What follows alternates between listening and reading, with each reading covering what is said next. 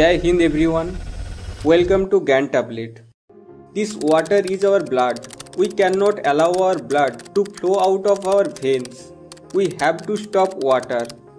জলকে রক্তের সাথে তুলনা করে এমনই এক আবেগঘন মন্তব্য করেন তালিবানের এক জেনারেল। সম্প্রতি জানা গিয়েছে আফগানিস্তান থেকে পাকিস্তানে আসা নদীগুলোর জলের বেটার ইউটিলাইজেশনের জন্য আফগানিস্তান সেগুলিতে ড্যাম বানানোর পরিকল্পনা করছে। যদিও এখনও পর্যন্ত পাকিস্তান সরকার বা আফগানিস্তান প্রশাসন থেকে এই খবরটির কোনো অফিসিয়াল কনফার্মেশন বা রেসপন্স পাওয়া যায়নি। তালিবান জেনারেল মুবিন রিসেন্টলি আফগানিস্তানের কুনার রিজিয়নে যান।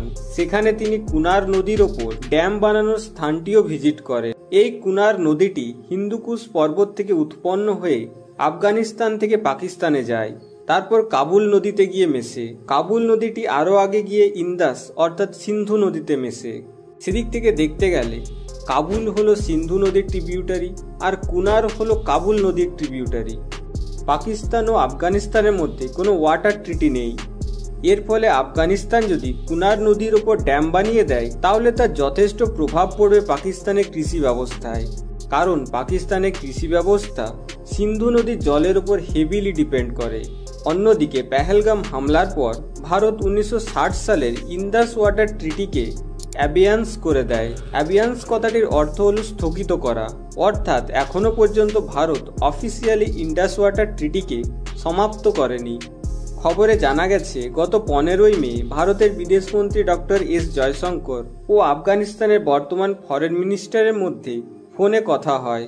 2021 সালে আফগানিস্তানে তালিবান শাসনে আসার পর ইন্ডিয়ান গভর্নমেন্ট এই প্রথম তালিবানের সাথে অফিসিয়ালভাবে কমিউনিকেশন করেছে। মিডিয়া রিপোর্ট থেকে জানা যাচ্ছে তাদের মধ্যে কোনার নদীর ওপর শাহতুত ড্যাম বানানোর কাজকে শুরু করা নিয়ে চর্চা হয়। ভারতের আগেও 2016 সালে আফগানিস্তানে সালমা ড্যাম বানিয়েছে।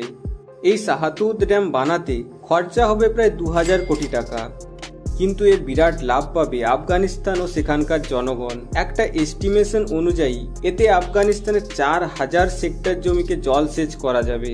প্রায় 2 মিলিয়ন অর্থাৎ 20 লক্ষ সাধারণ মানুষ এখান থেকে পানীয় জলের সংস্থান পাবে।